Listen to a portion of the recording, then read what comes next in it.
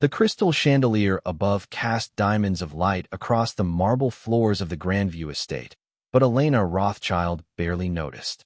Her fingers trembled as she smoothed the fabric of her Navy power suit, mentally rehearsing her pitch one final time. This $800 million real estate deal would be the pinnacle of her career, the acquisition that would prove she'd built something extraordinary from nothing. She'd clawed her way up from poverty, survived a devastating divorce 3 years ago, and transformed herself into one of Manhattan's most formidable commercial real estate brokers. Tonight's charity gala was merely the elegant backdrop for what mattered. Meeting Harrison Chun, the reclusive billionaire who owned the Grandview estate, and convincing him to sell. Elena's breath caught as she entered the grand ballroom. Everywhere she looked, Manhattan's elite mingled beneath oil paintings worth small fortunes. She accepted a glass of champagne from a passing waiter, her eyes scanning for Chun or his representatives. Instead, she found him. Marcus, her ex-husband. He stood near the bar, his sharp jawline and dark hair achingly familiar despite the years. Time had been kind to him, or perhaps his family money had been. The Hawthorne fortune had always cushioned him from consequence, from effort, from understanding what it meant to truly struggle. Their eyes met across the room. Elena's stomach lurched, but she lifted her chin.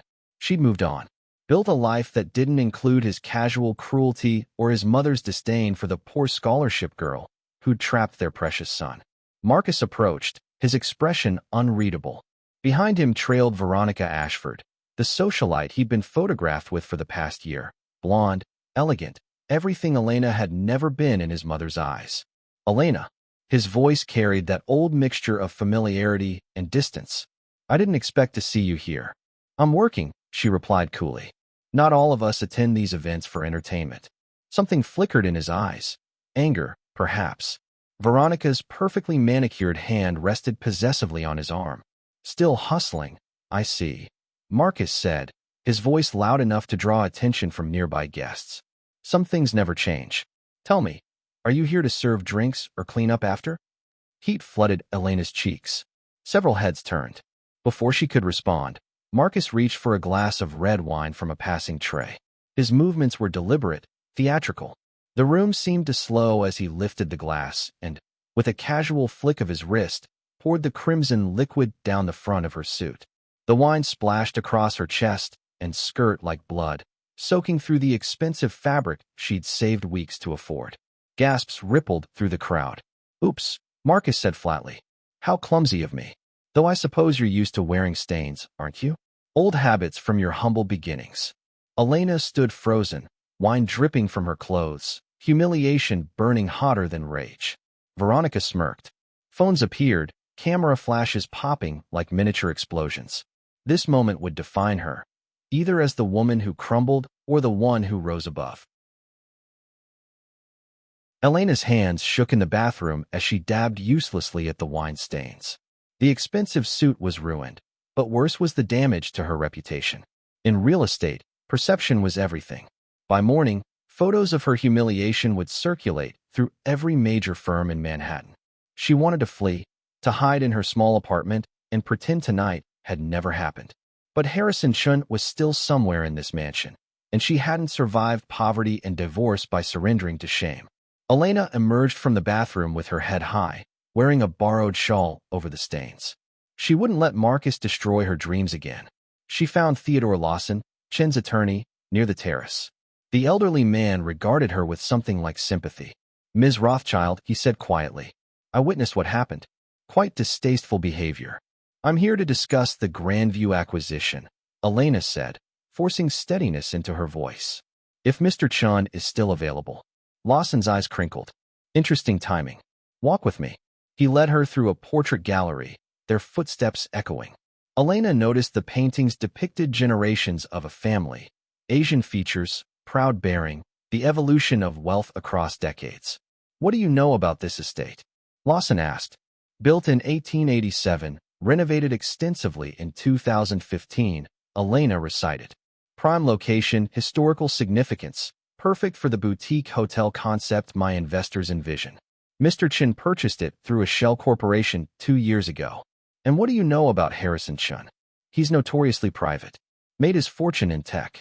No photographs exist of him in any database. Lawson stopped before a modern photograph. Elena leaned closer, her breath catching. The man in the image stood before this very mansion, his features unmistakable despite the artistic lighting. Marcus.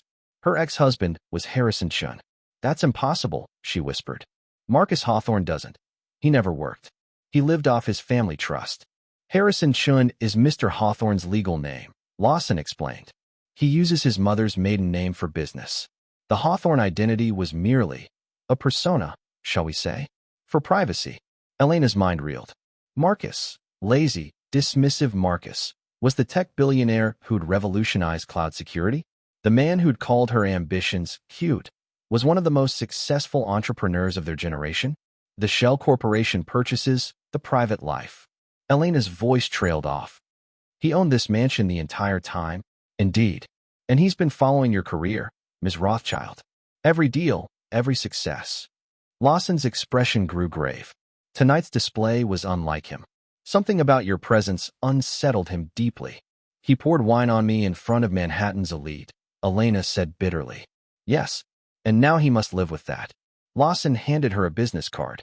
Mr. Chun, Mr. Hawthorne, doesn't know I've told you this.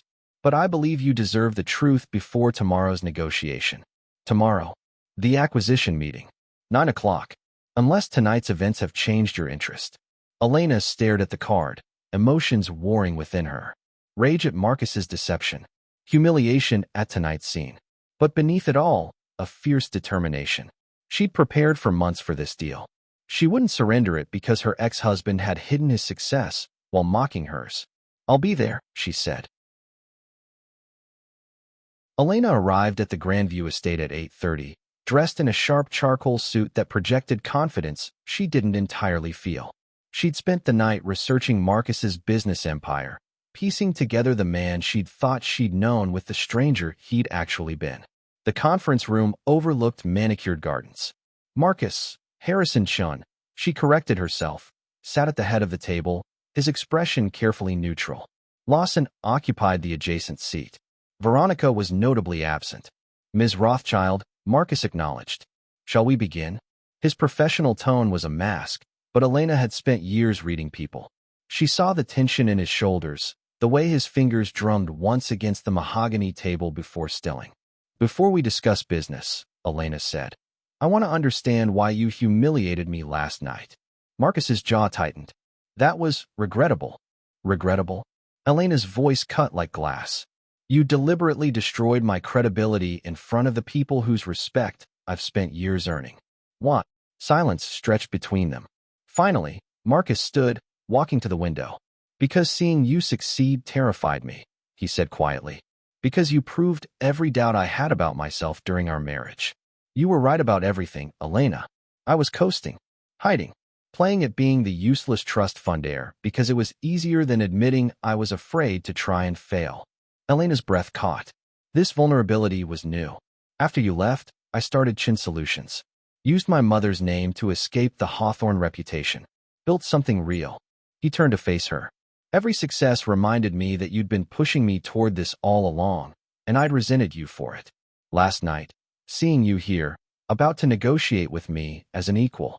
He exhaled. I lashed out like a child. You don't get to use your insecurity as an excuse, Elena said coldly. I deserved better then, and I deserve better now. You did. You do. Marcus met her eyes. I can't undo last night, but I can make you an offer. He slid a document across the table. Elena scanned it, her eyes widening. You're accepting my acquisition proposal? Full asking price. With one condition. You receive 10% equity in the hotel project. Silent partner. Marcus's voice was steady. Your vision for this property is brilliant. You earned this deal through preparation and skill, not through our history. I won't let my mistakes cost you what you've worked for. Elena stared at the contract. This was everything she'd wanted, and more. The equity stake would make her wealthy beyond her dreams. But taking it felt like accepting his guilt as payment. I don't want your charity, she said. It's not charity. It's business. And maybe, Marcus hesitated. Maybe it's the apology I should have given you 3 years ago when you walked away. Elena studied her ex-husband's face, seeing genuine remorse where arrogance had once lived. He'd grown, changed, become someone she might have respected if they'd met as strangers. But they hadn't met as strangers. They had history, painful, complicated, real. I'll accept the deal, Elena said finally. But not the equity. I'll earn that myself with the next one. Something like admiration flickered in Marcus's eyes. You always were stronger than me. I had to be, Elena replied. She stood, extending her hand. I'm glad you found yourself, Marcus. Or Harrison, whoever you are now. He shook her hand, his grip warm and familiar and strange all at once. I'm sorry. For all of it. Elena nodded, then walked toward the door. She paused at the threshold. The wine stain didn't come out, she said without turning. Cost me $800 to replace that suit. Send a check. Behind her, Marcus's surprised laugh echoed through the room, genuine and unguarded. Elena smiled as she stepped into the sunlight, her phone already ringing with congratulations from her investors. The $800 million deal was hers, not because of who she'd once been married to, but because of who she'd become despite it. She'd earned this victory on her own terms, wine stains and all. If you liked it, subscribe to the channel and enjoy these other amazing stories.